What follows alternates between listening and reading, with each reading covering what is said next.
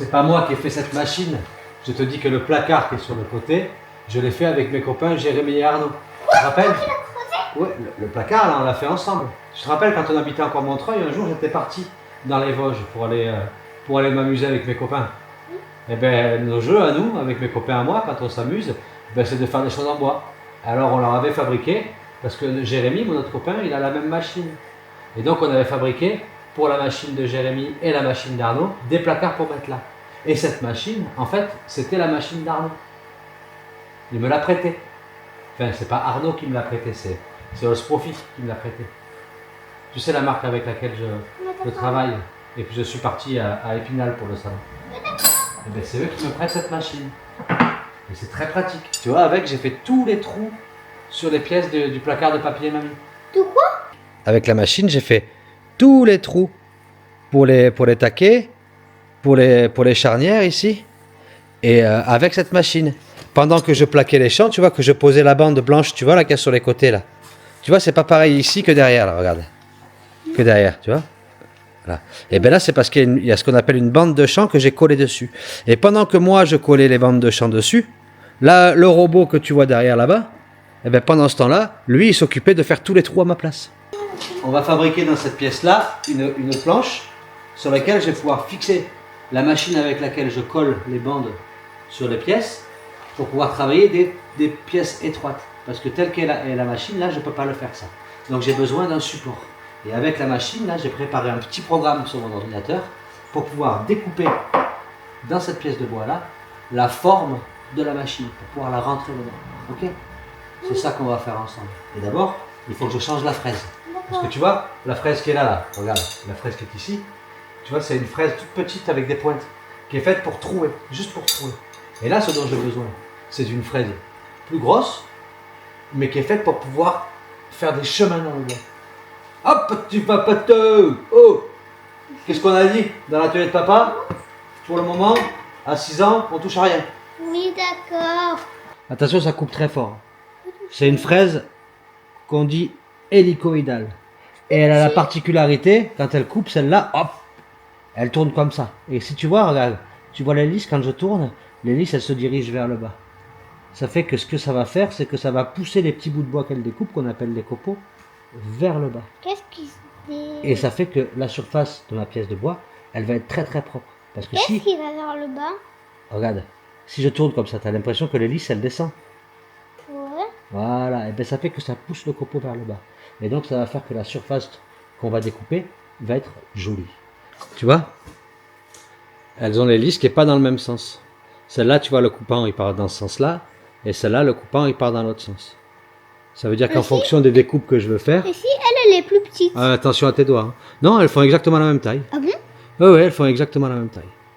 La seule différence, c'est l'orientation des couteaux qui coupent. Mais sinon, elle fait la même efficacité. Elle a la même efficacité, Alors, quoi, mais elle t'as va pas coupé, donner, elle va pas servir pour faire le même type de découpe, tout simplement. Si je veux que ça soit propre sur le dessus, j'utilise celle qui coupe en descendant.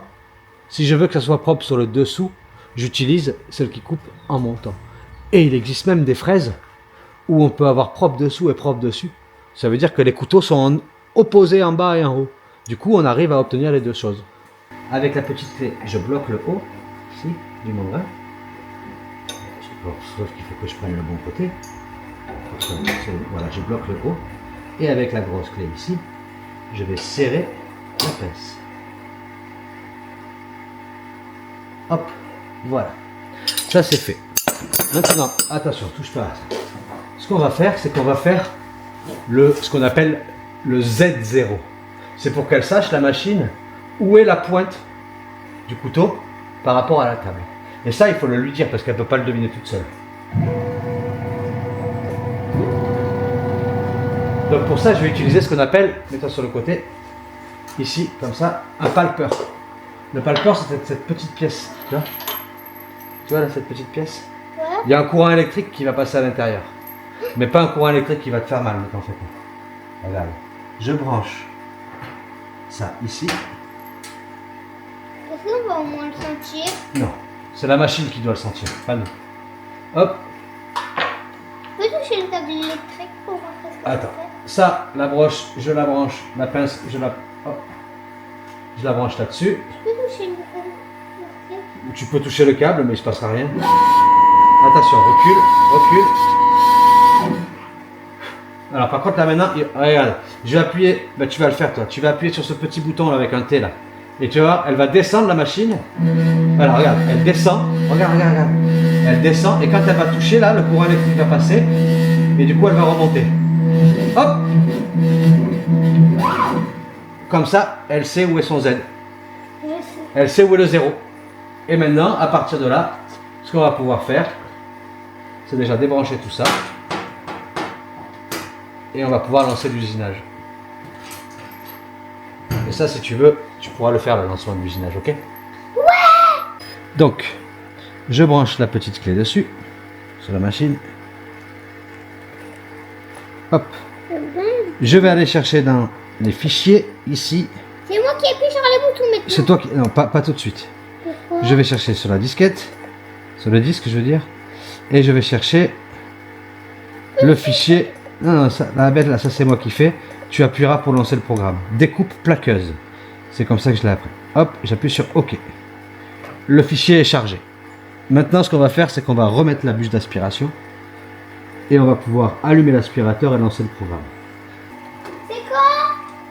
T'as trouvé comment l'allumer l'aspirateur? Oui. Alors, attends. Vas-y, allume l'aspirateur. Super, maintenant viens avec moi. Viens avec moi. Non, laisse-le allumer. Il faut l'allumer. Voilà, et viens. Maintenant, ici, tu vas appuyer sur la touche bleue en bas. La bleue à droite. Ici, appuie une fois. Maintenant, appuie une fois sur la touche verte. Oui. Et c'est parti.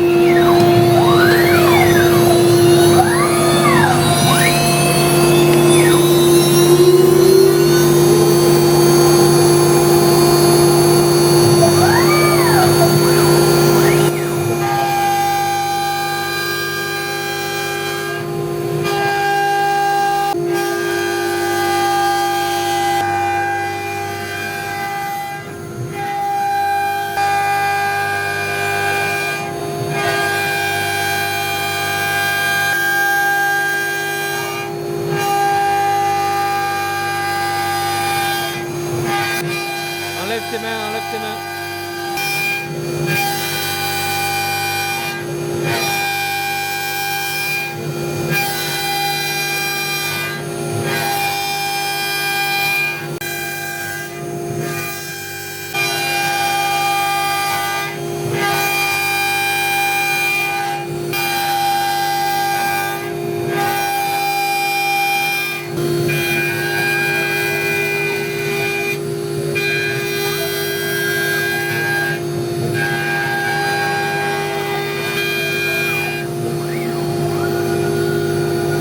Recule.